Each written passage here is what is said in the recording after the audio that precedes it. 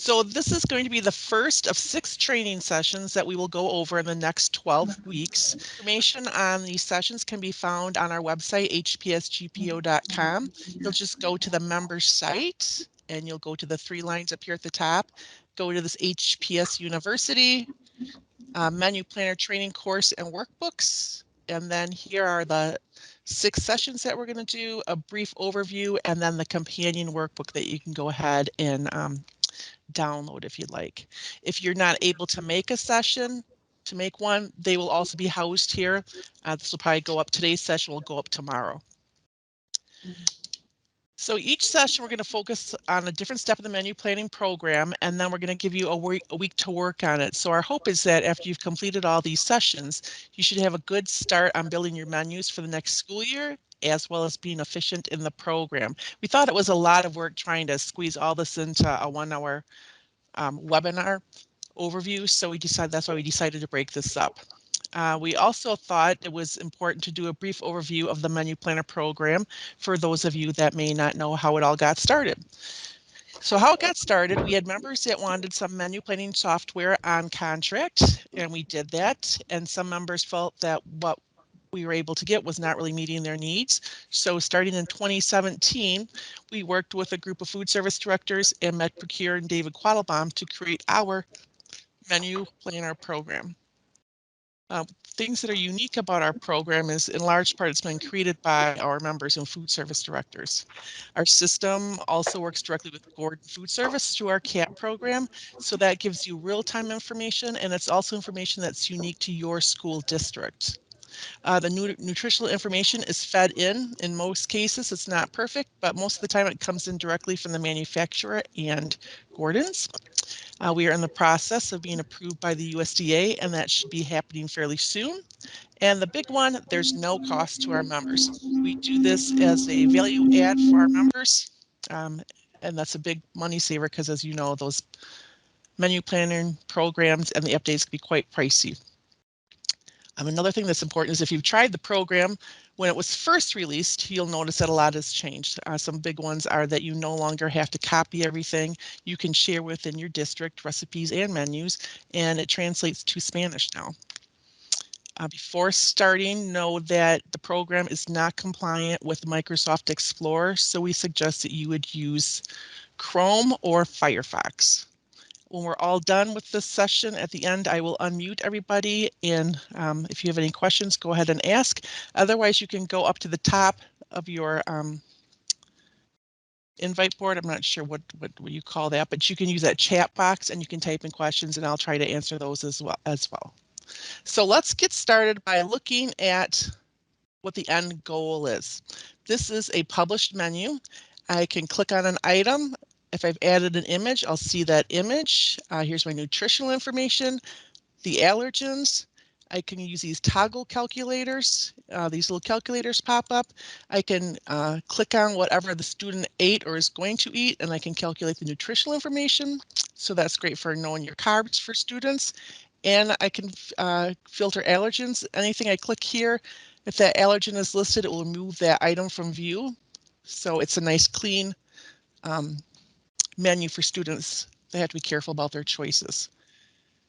All right, so let's get started. We're going to start building our menu. First thing that we're going to do is we're going to go to hpsmenu.com. And if you've not created a menu, an account, the first thing you're going to do is create an account. Click here. You're going to put in your name, your school email address, a password. You're going to confirm that information, your name, your user type. You are a member. And search for your district. If your district does not come up, don't worry about it. You're just going to go over here and click did not find district. When it comes through on our end, we can connect you, so it's not an issue. We do ask that you look at these terms and conditions. There's nothing sneaky in here. It's just letting you know that the program is what we have. It's the information we receive, so we want you to agree with that. Click I am not a robot, and you have to let it finish thinking before you move on. Now you're going to receive 2 emails at this point. The first one is going to say, please wait while the admin is reviewing your registration. It just means everything's gone through and it's come to our desk, and now we just have to connect you. After we do that on our end, you'll get another email that says you received this message because your account has been approved by the admin, and then you will go ahead and then you can log in. So let's go back here. We're going to log in on with those credentials you created. And then the first time you log in, some things are going to pop up. So here's those terms and conditions again, same ones that you already agreed to. So we're going to go ahead and we'll accept that. And then usually the edit enrollment wizard's going to pop up. It wants to add schools here. Yes. We just have two questions, right?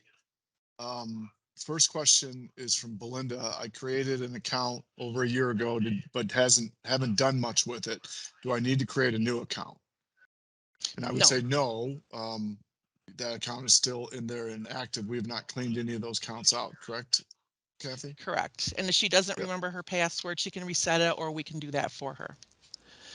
So when we work in the program, we have to have it runs by the buildings. We do have an app, Menus for Schools, that it's usable right now. It's going through a rewrite, so we have to redo that. So I don't know that I would necessarily suggest that to your parents right now, but this information here is, a lot of that is how parents would find the information on the website, because they would do it by school building. So when you're adding your buildings, know if you're going to use that website, Menus for Schools, and know how you want to set up your schools. If you have 5 elementary schools, you might want to put each one in. So elementary school A, those parents can find their school. Elementary school B, those parents can find their school. Or you might want to combine them all into one school and call it the elementary school, but just make sure that your parents would know what address to put into that app if they use it to find that information. All right, so we're going to type in your school. You put the name of your school. So we will put test, or let's see, test elementary. The address. And then you'll select your school grade. The reason that we do this is how the program knows to keep you compliant. So it's going to do all your nutritional information based on what you put in here to keep us compliant for the elementary school. We're going to select our distribution center. The reason that we have this in here is so that when it's pulling ingredients and options for you, it's pulling the right mix, because what's available in Florida might not be what's available in the DC and Indiana.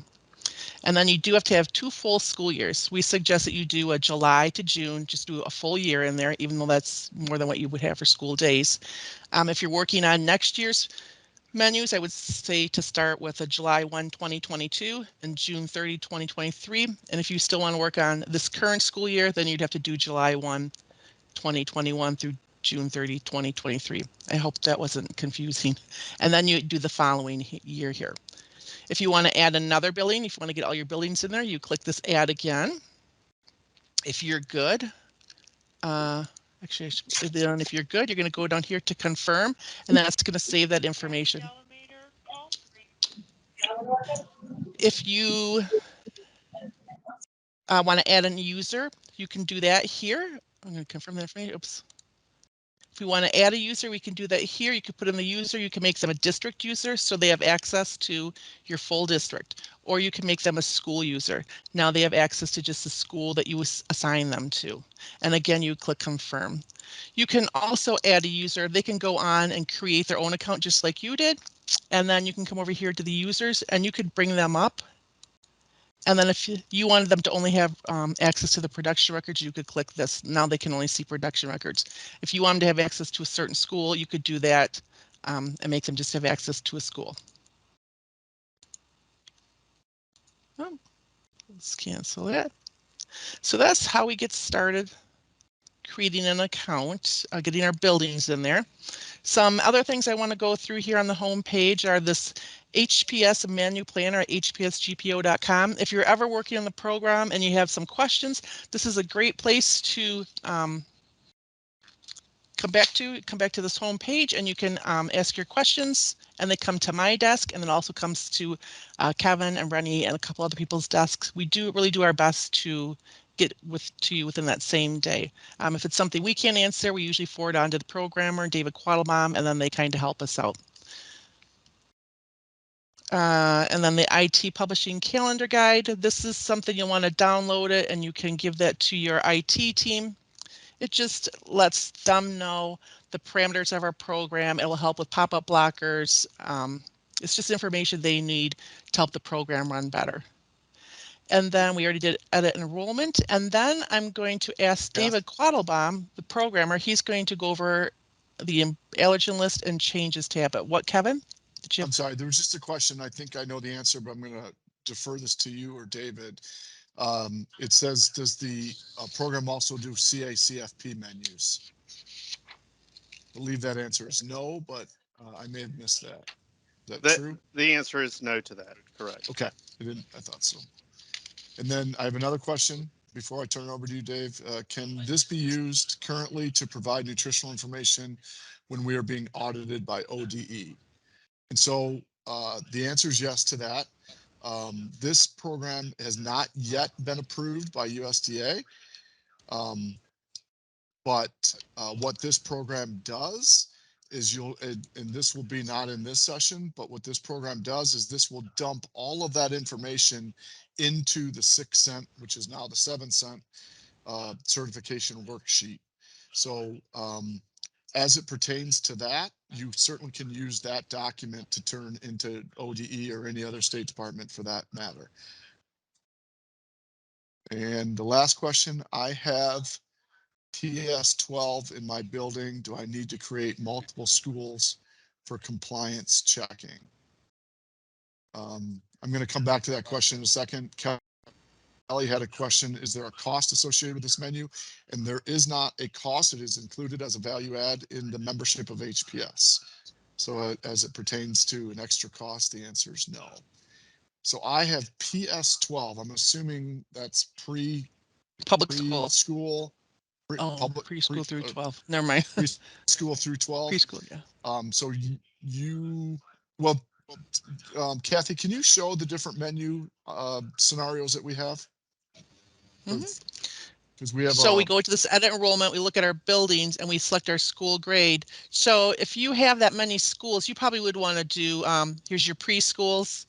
You probably want to make a quote unquote building for them, even though they're all in the same building. You probably want to do a high school and a middle school and elementary, just because if you make everything under K-12, it's going to be hard to have everything show us compliant.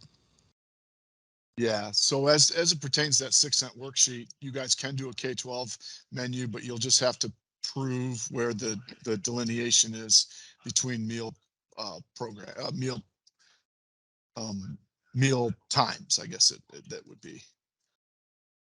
I think something that's very important that we want to really stress to all of our members is we have this awesome menu planning program and it's available to you. What we do is we show you how this program works, and then we turn it over to you, and then you use this program however it works for you. So there's really not a right or wrong in how to do things. It's just a right or wrong to what works for you in your district. And with that, I think we're going to hand this over to David Quattlebaum, who is the genius behind all of this, and he'll talk about allergens and changes. Just go with it. Just go with it. Okay. So just a couple of things here on this little widget. We want to talk about import allergen lists briefly. Inside of the software, we have lots of things, lots of ways of getting information. We get some of that from Gordon Foods. We get some of it from the USDA. We get some of it directly from the manufacturers. And as we can collect that information, a number of those sources include allergen data. And so what we allow you to do is import all of that allergen data into all of the products that you purchase today from a single button. And this is particularly important. I'm going to go ahead and click on that just to show you the warning that it has. That's particularly important if you're just starting out and you have not updated any of that allergen information at all, the reason we give you this warning here, and it says all item allergen information currently associated with your district will be lost, that's because I've actually updated some of those. Even though we have great data sources for bringing that information in, it is incomplete. And so a lot of the time we will find particular items that we need to update the allergen information ourselves. Maybe you're buying from someone like a bread provider or a milk provider or something like that, that you need to be able to update in individual items, or maybe you've added an item manually into the system. All of that item in allergen information gets checked against the information that we have in our system, and any of the ones that you've updated manually, if you've already done that, when you import allergens, it will overwrite those and update them to whatever the values are that came in from the data source that we have. So it's just something to be aware of. It's a great shortcut if you're starting out, though, because it will attach a ton of items to the allergen information that we already have in our system. The other thing I wanted to point out, and there's actually just a couple of places related to this, but this changes tab keeps people up to date with the releases for the software. And you can see we had one just last week. We had an issue with one of the recipe naming conventions were messed up, and it would cause an error in certain situations if you had special characters in the name. So just a bug in the system that we discovered. It was reported actually from one of our school districts, and we resolved that. And then we also had a CNDB import update last week as well. So this change log gives us a list of the changes and the updates to the software as we go along. And so this gives you a nice short, brief way to see what changes are being made to the software as we go. There's one more thing that I wanted to talk about. You wanted to talk about the discussion board too, right, Kathy? Am I right about that? Sure. Yep. Go ahead. Yeah, so another area that is very, very useful, particularly among the districts, is our discussion board. We haven't had a ton of people use this, but it's a great resource because it gives you the ability to ask questions of your peers and have conversations among yourselves that can be helpful, particularly with things like new recipe ideas or help with an existing recipe, or maybe you have a question that you want to ask some of the other users of the system in regard to the software itself.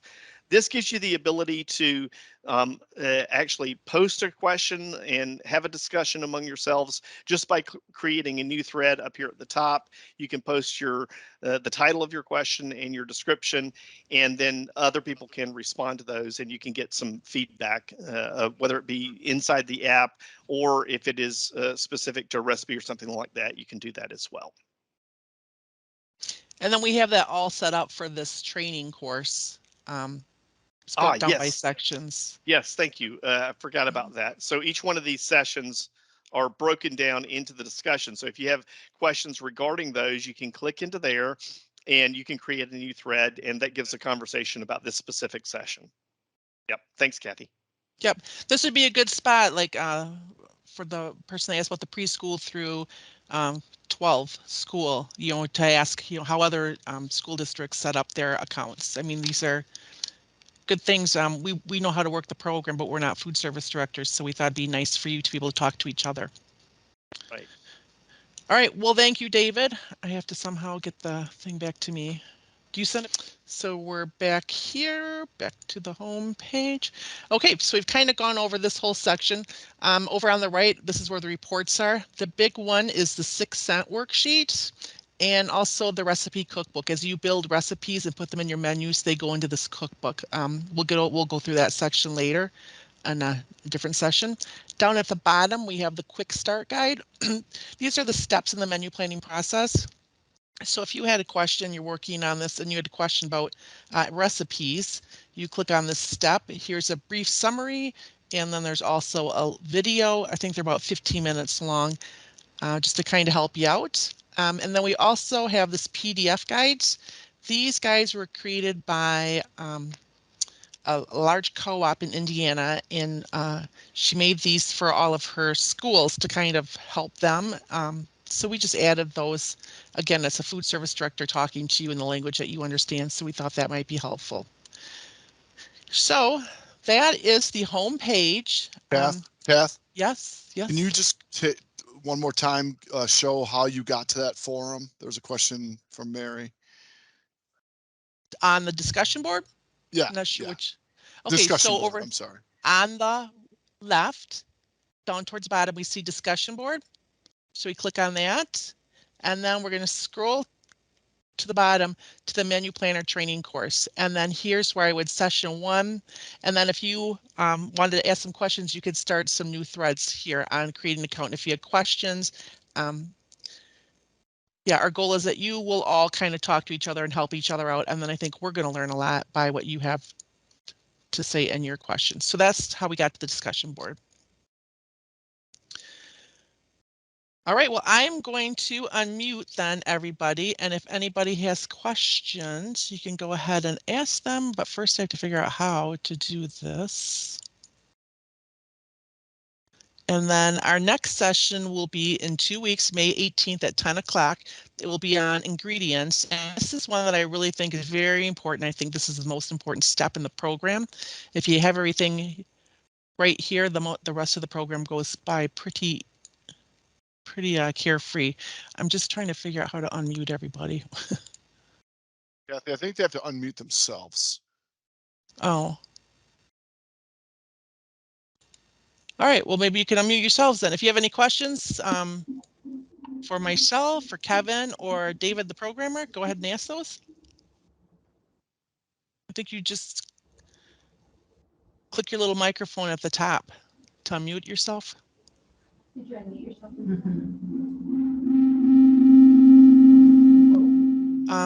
If we don't have any questions, hang on here, meeting options. Kath, there's a question in the chat, and it says, All right. can you repeat when the next session will be? Yep, it's in 2 weeks. The sessions will be every other week. So it's going to be May 18th, also at 10 o'clock. If you're not able to attend, it will be taped. You'll be able to find it on the website, hpsgpo.com.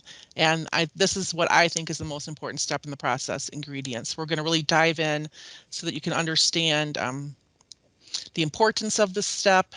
There's a lot going on in this step. So it's going to be a big one, or a good one. I still can't figure this out though. I had this Kathy, all figured out. All right. Couple more questions, Kath. You can hear me. Mhm. Will this presentation be available to email? I was a little late signing in. So I think the answer to that would be that you can get it on our website and download it. And if you want to email it to your team or your staff, you could certainly do that. Yeah, and you you'll want to find go that through on that our one more website. time, where it would be, Kathy, on our website? So it'll be on our website. You'll go to the member login, and then you click on the 3 hamburgers. You'll click this HPS University. You're going to go to the menu planner training course, and then this is that page. The workbooks are here that go with each session, and then as we do these sessions and we tape them, we will house them here as well. So this will probably go up tomorrow, I would guess. So this is probably a question for David. David, it says, if you add a thread, how do you know if it gets answered? Is there an email notification? There's not an email notification, but it does say that there's an unread message under that thread. So you have to go back to the thread. Okay. All right. Yep. Get that. Next question is, do we have to sign up for each session? No. So you'll send out another appointment, right, Kathy? Yep, it will come out again to remind everybody about the one on the 18th. It'll probably be the same information, same link. Next question is, do you have a couple of finished menus that we could see, just to get a visual of how we want to set ours up? Well, here's just one that I have up. This one's been done and it's been published. It all depends on the template you pick. But this is a completed one. It's nice because we can see however you set it up. Here's our entrees, our sides. parents can click on this. They can see a picture if you put that on here. Here's the nutritionals. The allergen information shows up here. You can pick what the students choose to find nutritionals, and you can remove allergens if you want as well. And then we can toggle between breakfast and lunch.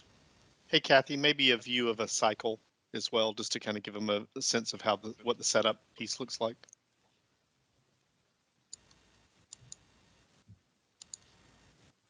So when we get to this point, this is our menu schedule. So we've made our menus and we pop them on our calendars, and then we go to our templates, and then we can choose over here from different templates that you'd like to see. And then this is how we go from here, then we publish it, and then that's how we get to this menu here. Is that what you meant, David? Yeah, that's what I was thinking. Okay. All right, do we have any more questions? I apologize, I can't figure out how to unmute everybody. This is Belinda Puckett, Estill County. I'm back on this menu planner to go to the Menu Planner University. And when I click on the little hammer, the 3 lines, I don't get that option. Well, first you have to go to your member login. Okay. So you're just going right here to these 3 lines. You have to go to member login, HPS member site. Okay, that's what I'm probably doing wrong. And if you don't have an account, you'll just register for one, and then we will. Have an account. I'm going to do it right now and make sure I can get there, because I was wanting to get those workbooks and stuff. Oh, okay. Yep. So I can be ahead of the. David, I have a question for you. I believe it says, how is the school ID decided when you set up a school? I have some schools set, not sure where the ID number came from. Yeah, the ID number is I think that they're referring to the ingredients and the recipes. So the school ID is set when you are if you change your view to one of the schools and then set up a recipe specifically under that school, it is assigned to that school because you've done your changed view to that school. Is that the question? I'm not sure that that's the question, but. I don't know if Mary maybe could chime in. Yes, what I'm saying, so I had years ago set up a few schools. Uh-huh. And what I see is that when I go under schools, it says Fairfield Elementary, Maumee, Ohio, zip. And then ID number is 1991. Oh, yeah. I'm sorry. That's just our internal ID number. That helps us with support if there's an issue with that school. So it's just an internal ID. It doesn't mean probably anything to you all. Okay. I just was like, why didn't I don't have that ID. I don't know who that is. Yeah. No, it's really an internal reference so that we can help with the school if there's an issue. Okay. So it kind of tells me when I started working on each of these schools. It probably does. It's an auto increment ID. So yes, it will. Yes. Okay. Thank you. You bet. I think all right, those are all the questions I have, Kath, or that I see. If I missed any, please speak up. I think I got them all.